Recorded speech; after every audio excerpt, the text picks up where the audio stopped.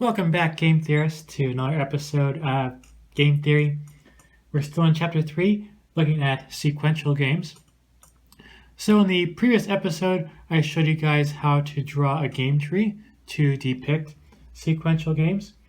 We also defined what a strategy is for a sequential game. Now we'll learn about how to solve sequential games.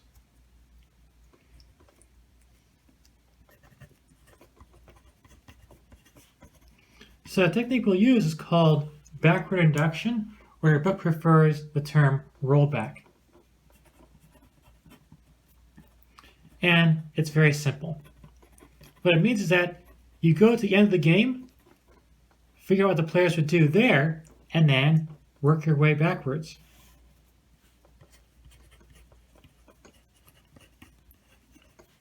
I'll show you what I mean with our game that we wrote down in a previous episode. So we had player 1 moving first, and player 1 could pick either A or B. Player 2 moves second, could play X, Y, or Z.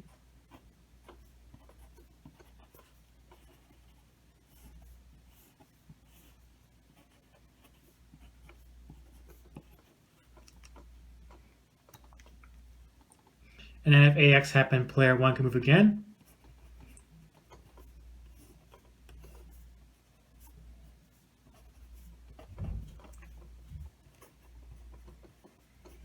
And these were the payoffs we wrote down.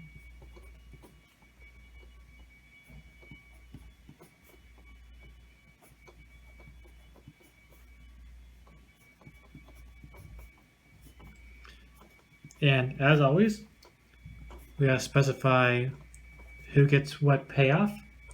So we said player 1's payoffs were on top and player 2's in the bottom.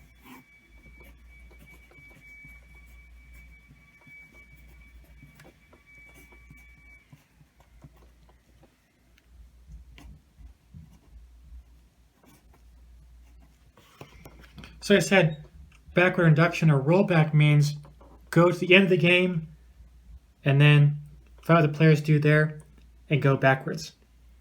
So the very end of the game looks like this one over here, where player 1 picks between either M or N. So player 1's payoffs are on top, so we'll look at the top number here. So player 1 thinks, if I play M, I get 10, but I get just 1 if I play N, so I'm going to pick M. We denote that by drawing an arrow on that branch, or these are called branches of the game tree. So let's try and player 1 pick M if they get down there. Now let's go back a step and figure out what player 2 wants to do. So if player 2 is over here, they're picking between X, Y, and Z. Or player 2's pass from the bottom, so they care about these numbers down here. They play Z, they get 2.5. Y gives them 2, but X gives them 7. So they're going to go for that 7. So they'll pick X, so you give them an arrow over there. And now we look at player 2's choice over here. So options are X, Y, and Z, but the payoffs are different now because we're on a different branch. Player 1 picked A. So player 2's look at their payoffs on the bottom. So they get 1 from playing Y and 3 from playing Z. If they play X, they know that player 1's going to pick M. So it'll be down here if X is selected. So of those 3 payoffs, this one and these two, the biggest one is 3, so they're going to pick Z. Of course, they'd love to be down here and get to 14, but they know if they pick X, player 1 is not going to cooperate. Player 1 is going to play M instead and leave you stuck with 0. So nice, but not going to happen.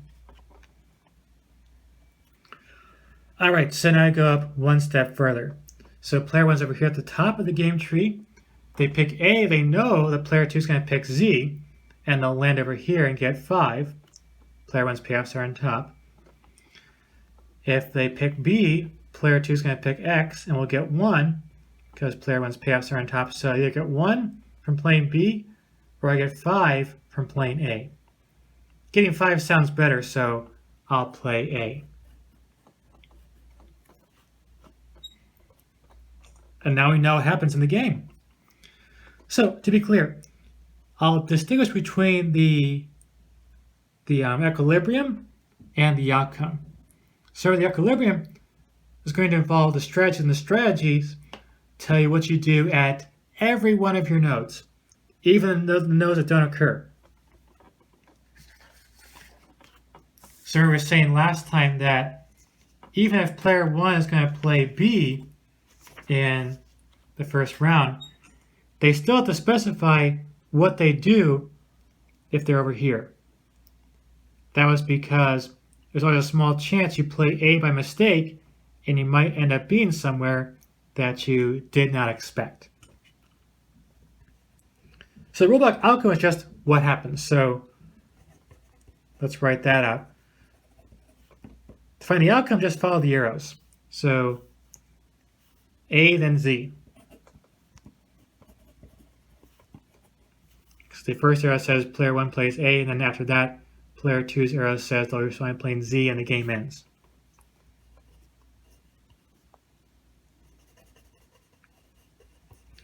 So now we're at the full strategies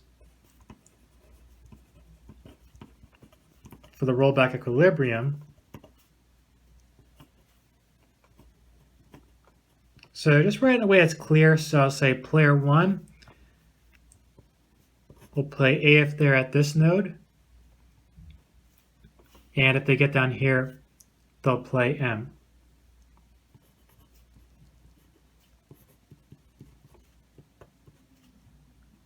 So we know in the game, of course, that player 2 is going to play Z, and this won't happen. But what if by mistake, player 2 plays X?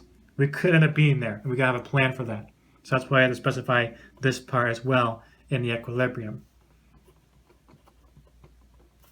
So player 2 is going to play Z if X. Sorry, Z if A.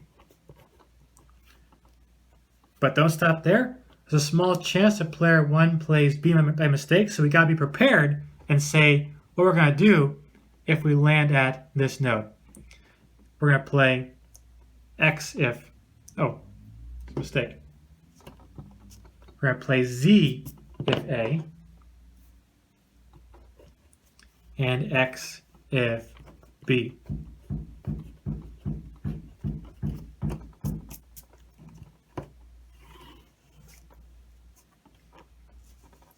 So there's our outcome and our rollback equilibrium. So outcome is just what happens when the players follow their strategies, and the equilibrium specifies what you do at every one of your nodes. It's your complete strategy. So player 2 has 2 nodes, so you specify the 2 possibilities. Player 1 also has 2 nodes. We specify their 2 possibilities. So that's how we solve that game.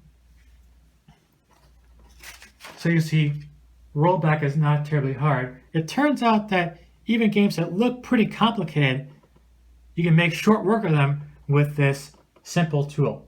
So right that game, it looks kind of scary at first, but actually not so hard.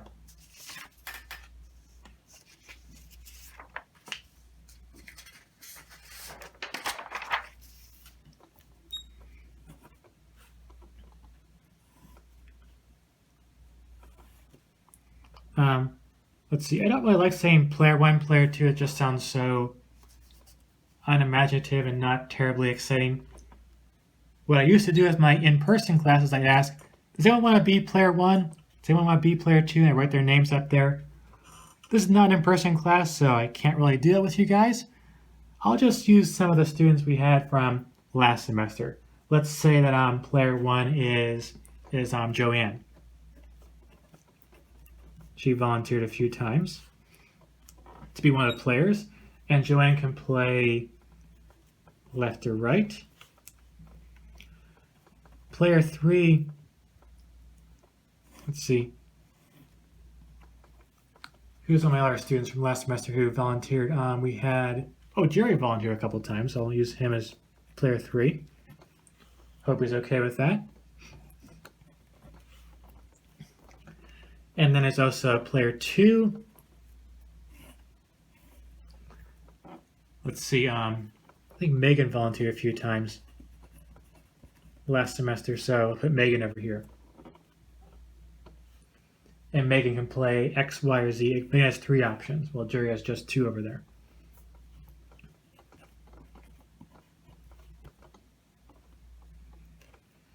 And then in some cases, player 1 can move again. Oh, player 1 I mean Joanne. And pick A or B. And Jerry can move again in some cases.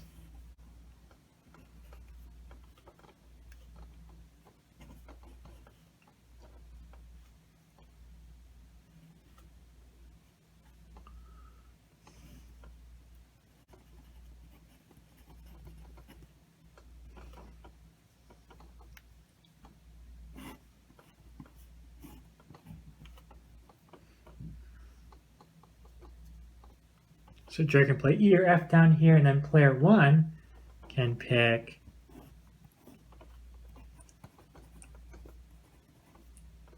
G or H.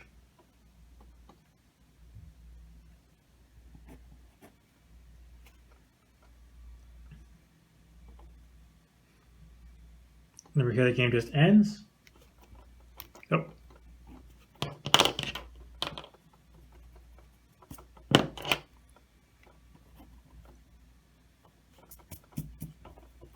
And the payoffs. So here we have 7, 8, 2.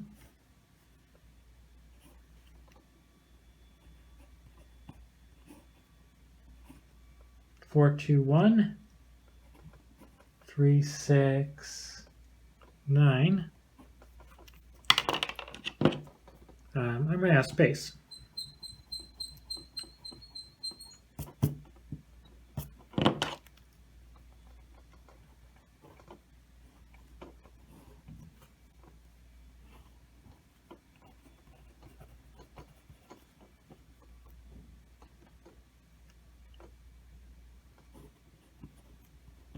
-12 minus 1 and 8.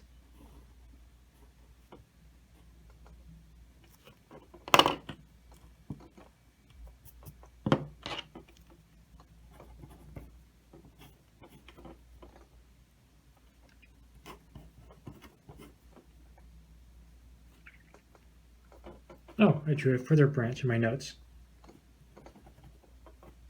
So for H, then Megan moves again, and Megan can play I or J. With payoffs, 0, 1, 0, and 3, 2, 0.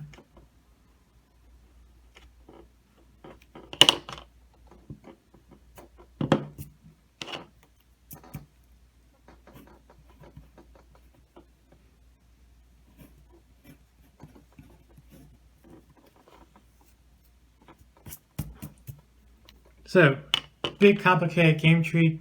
If you need some time to catch up with your notes, go ahead and pause the video if you have to. So my claim was that even this really complicated looking tree with so many branches and possibilities, we can make pretty short work of it using that rollback tool. So payoffs are, let's put Joanne's payoffs on top.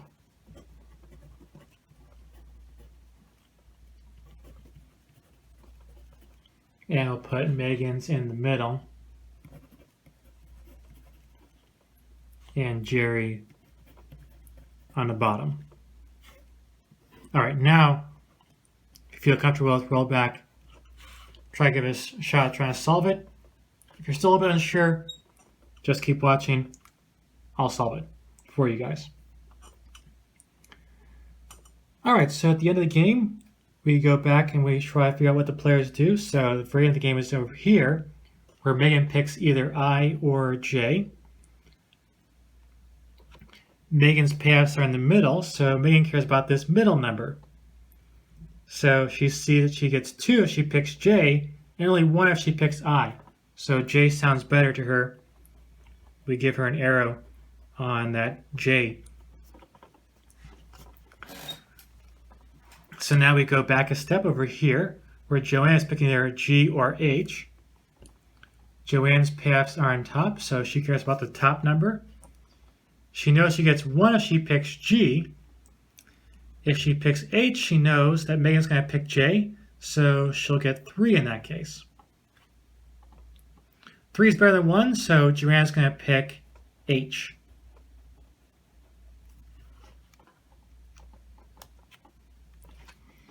Let's go back another step. So Jerry is up here, picking either F or E. Jerry's payoffs on the bottom, so he's looking at that last number. Jerry gets 1 from picking E. If Jerry picks F, follow the arrows. Jerry's going to get stuck with a 0 in that case. That's no good. It's better to get 1. Jerry's going to pick E if we end up over there. So give that an arrow. All right, let's keep working our way up. So we have some branches over here. So here Joanne's picking between A and B. Joanne's numbers are on top. A gives her 7. B gives her 4. 7 sounds better, so Joanne picks A. Over here, Joanne can pick either C or D. C gives her 3. D gives her 12. So D is better. Remember, Joanne's payoffs are on top, so that's why I'm looking at these top numbers. So now, go back another step. We're looking at Megan's choice over here between X, Y, and Z. So Megan's got to calculate the consequences of each of those. So just follow the arrows. If Megan picks X, she knows Joanne's going to pick A. Megan's payoffs in the middle, so she's going to get 8 in that case.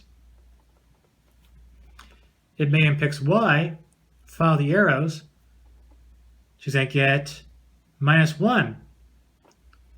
That's worse. So that rules out Y. If Megan picks Z, follow the arrows, Jerry's going to pick E, and then Megan here in the middle is going to get 0. So that's also no good. So Megan's going to like that payoff of 8 the most, so she's going to pick X. So she knows if she picks X, then Joanne's going to reply with A, and Megan's payoff in the middle is going to be 8. All right, one more branch. Sorry, 2 more branches to look at. We have Jerry over here. So Jerry is on the bottom, so he cares about these numbers. He gets 2 from playing U and 0 from playing D, so Jerry picks U. And now, last step, Joanne picks left or right. So right gives her a payoff of 0, because Joanne's payoffs are on top. Left gives her, let's follow the arrows, payoff of 7, which is bigger than 0, so Joanne wants to play left.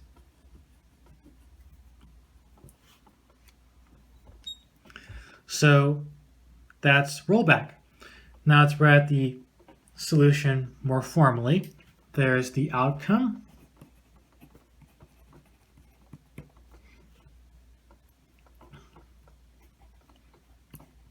L, then X, then A.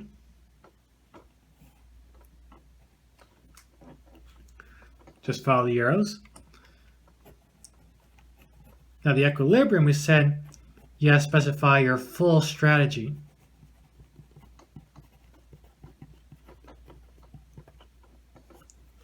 So we have to say what Joanne's going to do at each of her nodes. So the first node, Joanne's going to play left.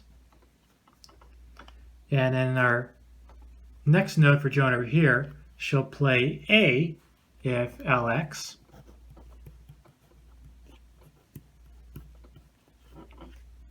She's got another node over here.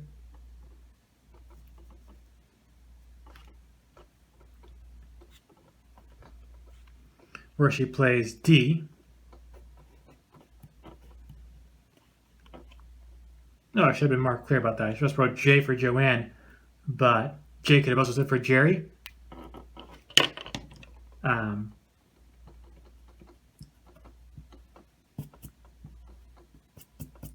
Let's see.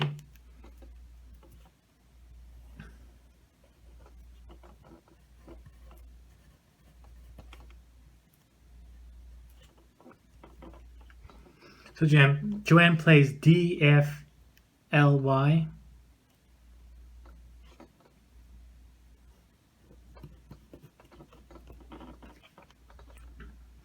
And Joanne has one more choice over here. She'll play H if L, Z, F. So again, we know in equilibrium, we don't end up here. In equilibrium, Megan plays X and this doesn't happen, but there's a small chance that Megan makes a mistake and plays diagram instead, so Joanne's still prepared for that possibility.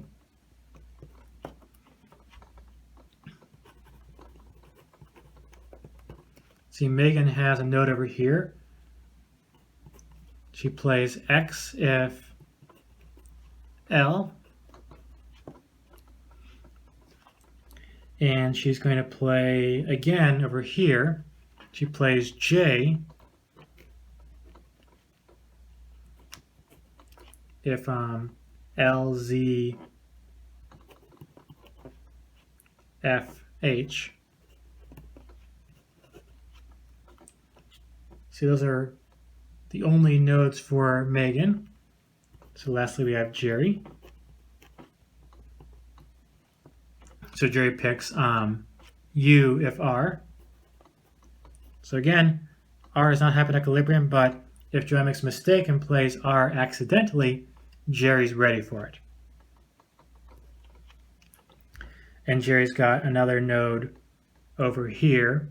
So it's going to play E if L and Z. All right, that should be the full strategy for everybody. So you can see solving the game is pretty easy, but writing out the equilibrium probably took more time. So even a complicated game is not that difficult to solve. Just takes some labor to write out all those possibilities.